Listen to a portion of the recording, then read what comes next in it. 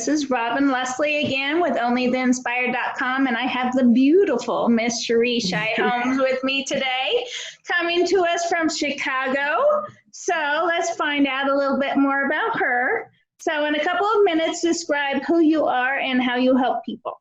All right. Again, my name is Sherese Shy-Holmes, and I am the creator and founder of The Resilient Me.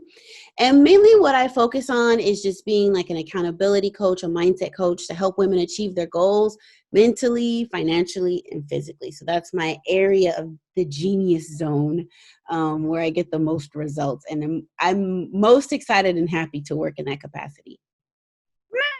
Nice. And so how did you get started in that? And that's kind of the opposite of what you do for a living. Yes. So I'm curious what took you and to say what you do for a living, and then what got you to switch into doing this on the side. Okay. I'm an auditor. So to some degree, like on the surface, it looks like they don't actually line up, but because of the structure that auditing gives me, it makes me a fantastic accountability coach because I have to stay on task and meet deadlines and know how to encourage, motivate, inspire to get things done. So they kind of relate.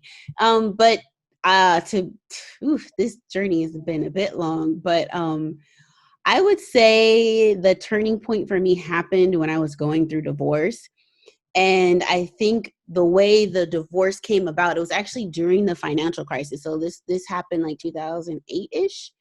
And everything was just falling apart for us. And I was just in this mindset of like, okay, we just got to figure out how to make this work. Like if I have to work 2-3 jobs, you work 2-3 jobs, like we'll figure this out. And my ex-husband at the time was not interested. So the financial burden for everything fell on me. And a lot of people came to me and they were like, well, he's not abusing you. He's not cheating on you, whatever. You shouldn't get a divorce. But I was like, you don't understand. Like, I'm going to lose it the way that I have to carry, the financial burden. So I filed for divorce. It was horrible. I mean, not about people can say, oh, I had a good divorce. But because I was the one who initiated it and I came from a Christian background, my parents were pastors, there was a lot of guilt and condemnation and shame that I carried. So I had this false belief in my head that I was a very bad person. And I betrayed God, my church, my family, all of that. So I opened myself up to the idea that I deserve to be punished. So when I say from one horrible thing to the next continuously happened to me, whether it was getting a double ear infection and being in the hospital, horrible experiences at work. This was a straw on the back. So I'm straw on the camel's back. So I'm going to cut to the chase here.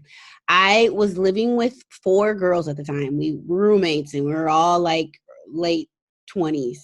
And I had this cute black Mustang GT convertible parked literally like my room faced the front of the house. So I could see all the cars, all the traffic and everything. And I remember coming back from the laundry room with like a basket in my hand and just kind of like walking back to my room. And I hear this loud screeching sound and you just hear like boom. And I was like, my heart immediately dropped. Now, mind you, the street is full of cars. I have no idea why. I totally believed it was my car. Lo and behold, it was definitely my car. And when I say that the whole street was packed with cars, you at that point, I was just like, I can't believe it. Like anything that could go wrong for me has gone wrong. It doesn't get any worse. So I remember like standing in the doorway, like after, the police had come and we filed a report and my car was just parked and got totaled out. I just remember crying and weeping, and my friend came from behind me, my roommate, and she was like, Sherese, have you thought that maybe you're causing all these bad things to happen? And I was like, girl, no. Like, what are you talking about? She was like, all I ever hear you say is that you deserve this or all these bad things are happening. So you're welcoming them in. And that concept, and I didn't understand it at the time, but it just kind of clicked with me. And she was like, I think you're holding yourself hostage and in a cage. And so you're welcoming all these bad things. And it was like that day, it just clicked for me. And I was like, okay, enough is enough. Like, I'm human. I make mistakes. Maybe I should have gotten divorced or not. I don't know, but we are divorced now. And I need to pick up the pieces from here because I can't take another, what I call high impact loss. So it was from that day forward, I started on this entire journey to like restructure and redesign my life and come out of this horrible financial hole in so much debt and losing so much at the same time, to finally, you know, pulling myself all the way out of that, to winning awards at work, you know, making 6 figures on the job and having phenomenal relationships. I ended up buying, not only going from living with 4 girls to being able to buy my own apartment building. So I came out of all of that. And then my friends, of course, they saw this major transformation and they're like, Sherese, can you help me? I have family saying, can you help me? You know, and so many people pulling on me, like, you have so much wisdom, can you share? And so that kind of led into people being like, well, can you just like help me for a couple months and I'll pay you? So it just like, it kind of like made like the coaching aspect kind of like made itself happen. They forced it on you. Yeah, they forced me into it. They forced my hand. And I was like, I don't want to charge you. She was like, no, I need to put my money on this. Otherwise, I'm not going to take it serious. I'm just going to pretend like you're my friend. So I was like, okay. Lots of wisdom right there. Exactly. So that's how I got where I am today. Wow. Well, and I do hear people say, what else is going to happen? It's like, don't ask that question because Right. you're just allowing it. And you know what, you know, yeah. You just open the door. And a lot of people don't realize that. And it's crazy, that little shift in you should be kissing your friend's feet. It's like, thank you for the wake up call. You know, thank the guy who wrecked your car or whatever. Wow, that's awesome. So describe your ultimate vision for your business. My ultimate vision would to be, so you know how they have like B school? I think I want a school of life. And I know that sounds very broad and drastic, but I just think that we don't always have the skills we need to cope, to grow, to develop, to prosper even. And if I could create a resource so people can come and learn about these specific skills, things that we just don't learn in school, things we don't learn in college, and be able to give and equip people with the tools to succeed, that is my ultimate goal. Now that's like a big giant grand vision there. But like on a smaller scale, you know, being able to produce resources and content, be books or courses or workshops even, I would like to be able to touch as many people as possible and be able to share not only my story, but the story of people that I've helped come out of situations that I've been through.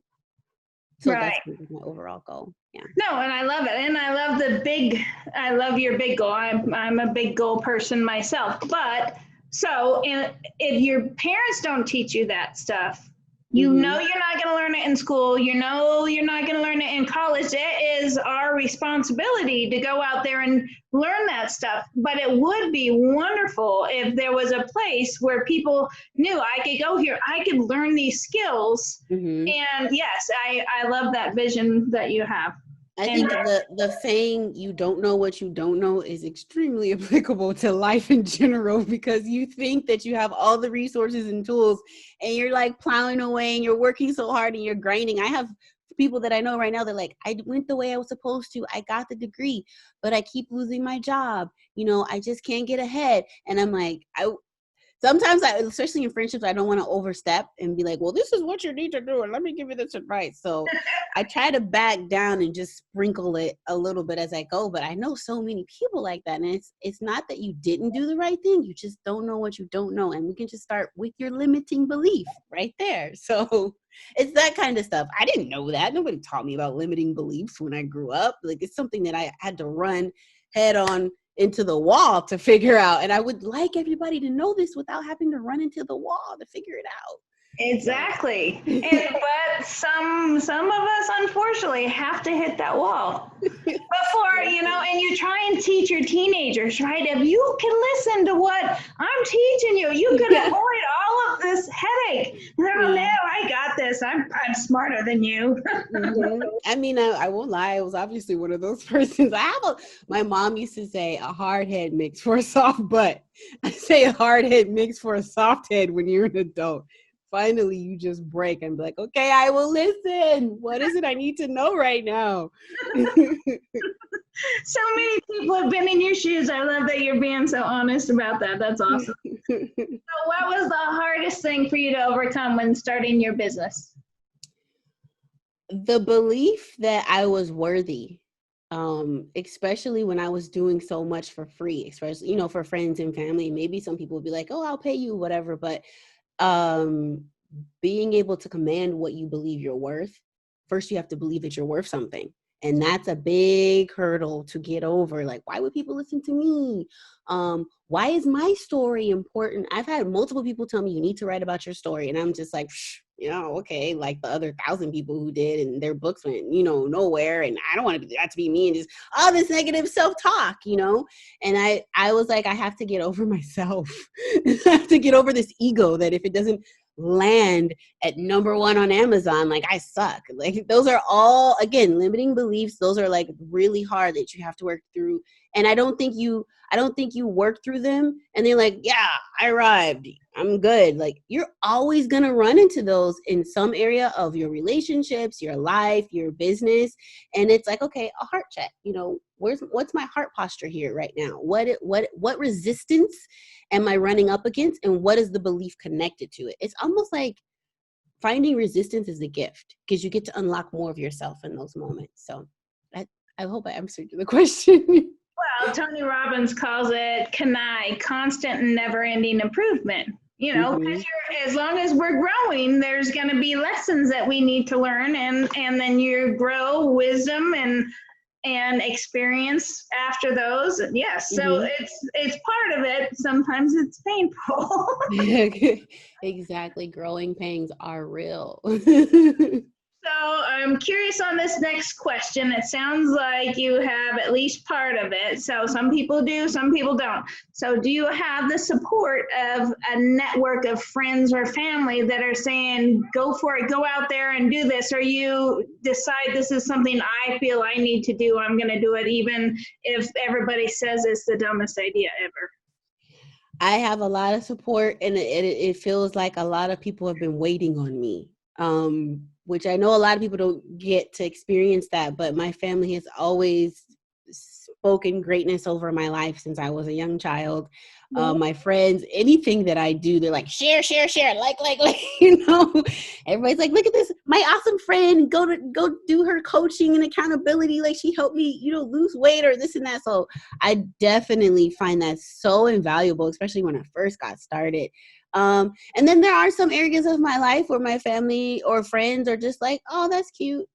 And you're like, I just poured my heart out into this project, you know, crickets. But I think it's important to know, #1, your family is probably not your target audience. And the sooner you get that into your head and stop expecting them, like I never required any of my family members to support, share, like, or friends to do any of those things. If you want to do them, like no one's obligated to do anything for you. And I've come to that, you know, terms. If I want to make this happen, I have to make this happen for Sherese. Like I can't rely on someone else to believe in me, even though I know I have that support. It's not always going to be the support that I feel I needed or that I think that I want in that moment. But I've honestly just counted as a bonus that they're here to support me. And I'm just really focused on like my target audience because they're probably not my target audience, and that's okay too. So. And that's a great outlook to have. And that's a super great outlet. And, you know, I've been there sometimes, you know, if I post funny things on Facebook, hundreds of friends like and comment and share. And then I post something about my business and it's like crickets. Yeah. And right. We might have a little expectation in there a little bit, but I like your outlook where don't have any expectation, just do your thing. And if they, you know, support you or encourage you, it's a bonus. I like the way you look at that. And that's one of the reasons why I asked that question is because some people are going against everybody they know. So some have the opposite of support and some have somewhere in the middle and some have just people going, oh, you know, you were doing the right thing. Yeah. So what is your favorite thing about your business? Transformation. I think even when I was younger and I wasn't doing the Resilient Me, I used to have like a nonprofit tutoring program for underserved children in our neighborhood in California. I'm in Chicago now, but before I lived in California for a very long time. And being able to, I'm sorry. Anaheim. We were in the Anaheim Fullerton area, not that far from Disneyland. Yeah. Gotcha. And being able to see my students come in from like 1.9 and have tears in their eyes when it's time to graduate and they have a 3.0 and they're like, I didn't think I was going to graduate. I didn't think I would have a 3.0 and now I can actually apply to college. That's just the joy that I got out of that has just stuck with me. And it's the same thing, like working with people to help them achieve their goals and saying, my mind's all over the place. I have monkey mind. I don't know what I'm going to do. And I haven't been able to accomplish that, just all this stuff. And then we hammer out like a roadmap to success and they actually achieve it. And they're like, whoa, I don't care what it is. It could be very simple as like being able to meal prep and, homeschool the kids and do your full-time job at home online and just having peace and no chaos. The fact that you went from chaos to peace is phenomenal. And that you now can focus even more on your self-care. That's huge to me because a lot of women, we wear so many different hats and we don't really have time to fill up for ourselves. And then now we can dream further than the home. Now that home's taken care of, now we can look at what else do you want to do beyond the home. So just watching that transition and the peace, the accomplishment, whatever goal is they're trying to reach, even if it's just saving money or helping them figure out how to save money to buy a house. And then they buy the house and then they freak out that they bought the house and it only took like a year, and where they thought that they could never happen. I love seeing those results. So results and the outcomes, the rewards of the outcome, that's my favorite part. Yay. Awesome. I love that. So what inspires you? What are you passionate about? And it doesn't have to be business-wise. Well, my latest passion, since I've been confined to my home, is gardening. This is kind of like way left right now, but I have found time in the pause to dig deeper into things that I like to do, which is my mom tells me, and there's so many videos and stuff, and I kind of remember it as a child, like always wanting to go outside and just play in the grass, mix herbs. I don't know what I was doing, mixing herbs with mud and water and vinegar, just doing random stuff. And I remember like how fun that was to me, and then getting disconnected from that. We get busy with life and going to school and creating businesses and coaching people and always on the go, especially like with auditing, constantly traveling. You don't really have time to like sit and just reconnect with the earth, where we came from. And we have a tendency to, because we're disconnected from it, to abuse it. And I feel like just being able to be in the garden, to touch the dirt, to look at the worms, to hope that my seeds grow. There's so many lessons that are unlocking for me about life right now, which is really crazy. And I'll be in the dirt and I'm like, oh, let me take my gloves off. I gotta write this on my phone. Like, I gotta do a podcast on this. This is awesome, So that passion has affected and impacted how I'm able to reach other people. And I didn't think that it was related. It appeared to be some like left desire, kind of like we were just talking about earlier with Marie Forleo and her wanting to do hip hop. Like, I think you have to have that measure of play that can fuel your life passions, so that it's not always like work, deadline, got to meet this client, got to respond to this text message, got to send this email, got to do this podcast. I mean, the heart just becomes so stiff at that point. So you got to have passions outside of just the things that, inspire you to work with clients and see those results. So that's my big passion right now. I spent so much money, I won't even say. Like, as a newbie, you're just like, I'm going to buy all these books and all these gardening tools and 5 different kinds of dirt. And it's a lot. You probably get super excited when the baby plants come up. Yes. I hope that's the vegetable and not a weed. Right? Oh, my earring just fell out. Yeah, well, that's funny. I like that. So who inspires you? Who is somebody who inspires you? Oh, gosh.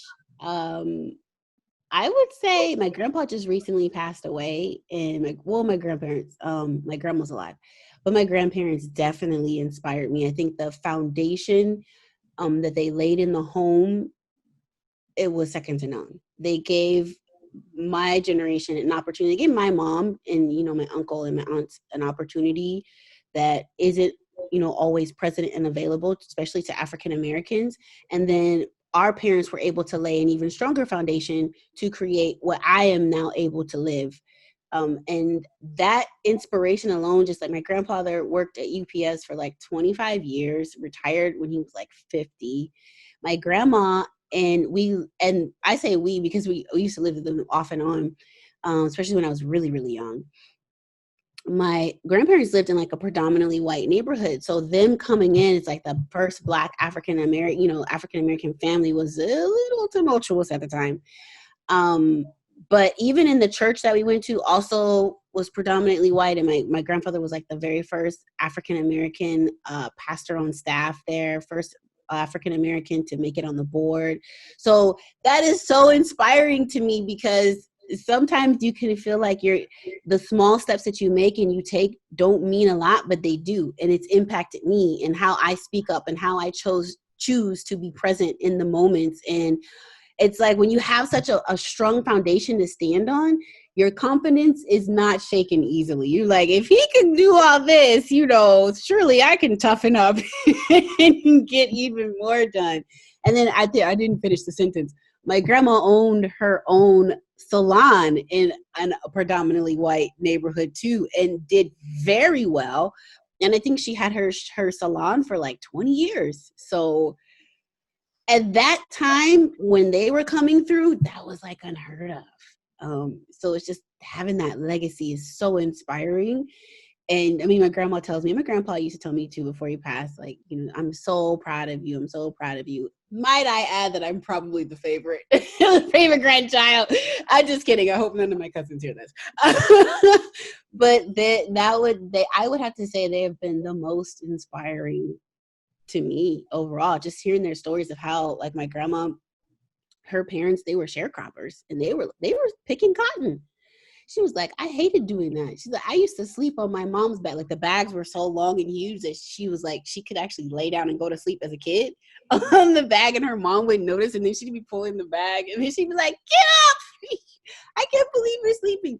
And so to hear those kind of stories, and then to look to like owning my own apartment building is like, wow, like how far we've come in such a short amount of time. So yep, their story by far is incredible inspiring. role models. Those are incredible role models. That's awesome. Yeah. Yay.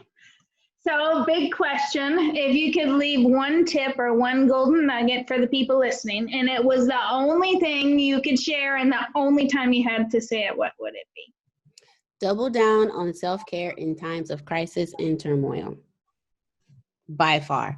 One of the hardest lessons I've had to learn, because sometimes we don't understand where sickness and disease and additional invitations of horrible situations come from, is because we're not filling up our own cup.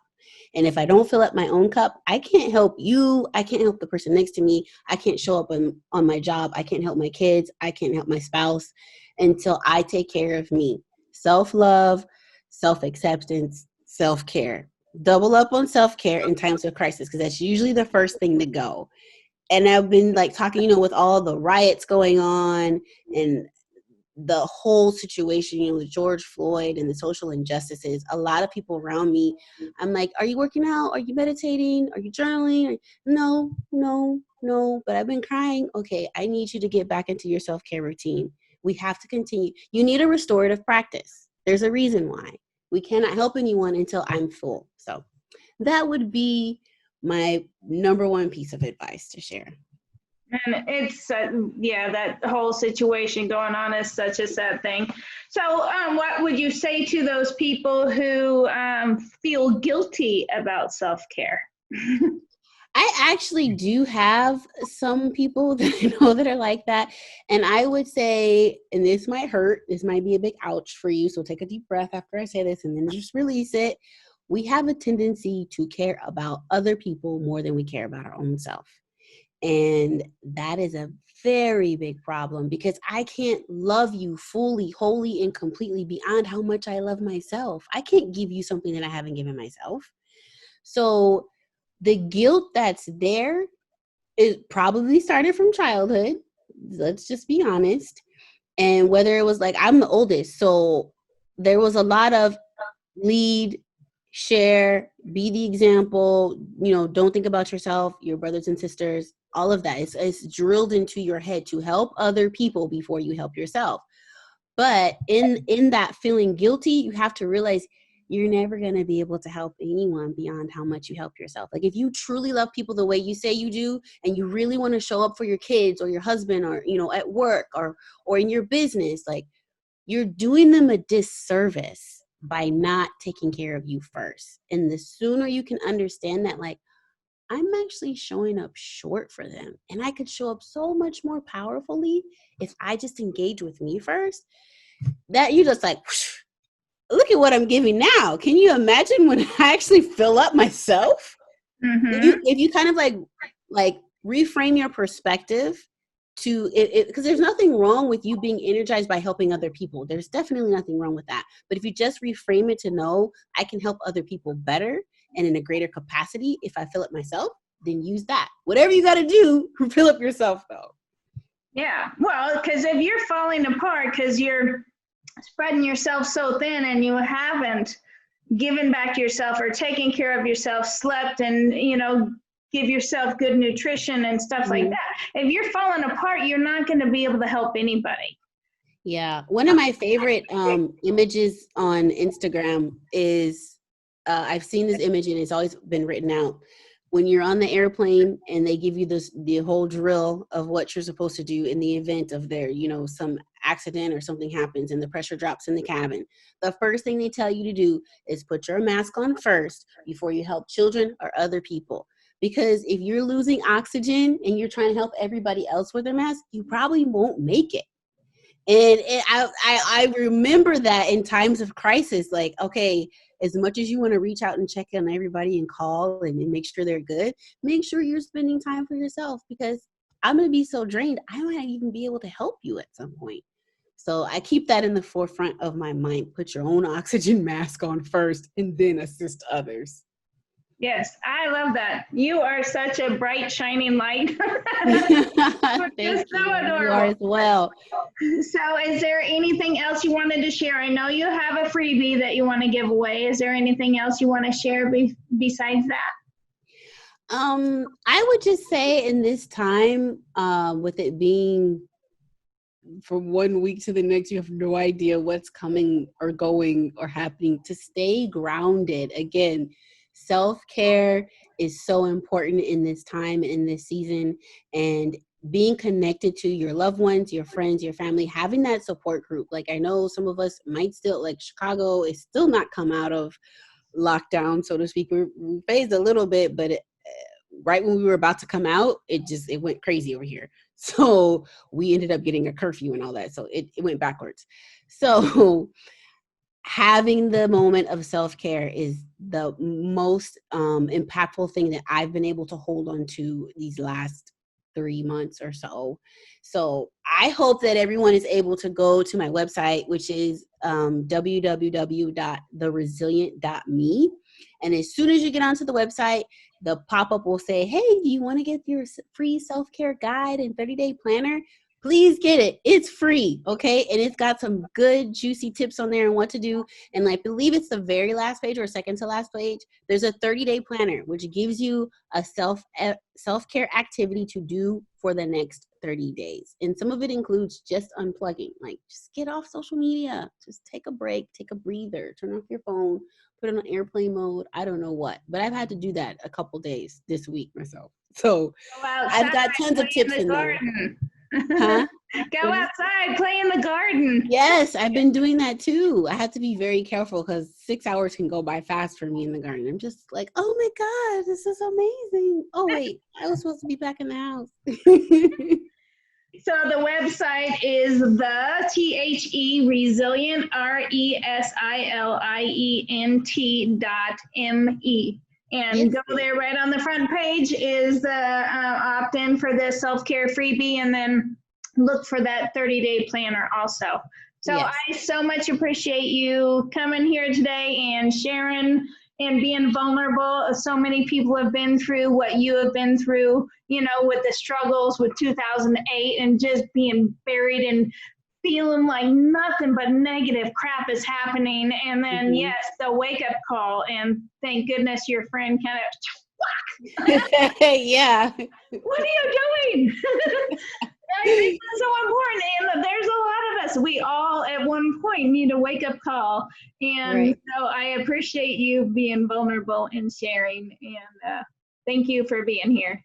Thank you for having me. I appreciate the opportunity, and I just love what you're doing with Only the Inspired. So I'm grateful to even have been selected to be on the team in the forefront. So it was a phenomenal opportunity, and I couldn't miss it. Yay. Thank you very much. Thank you, everybody. Appreciate you. And we will see you next time.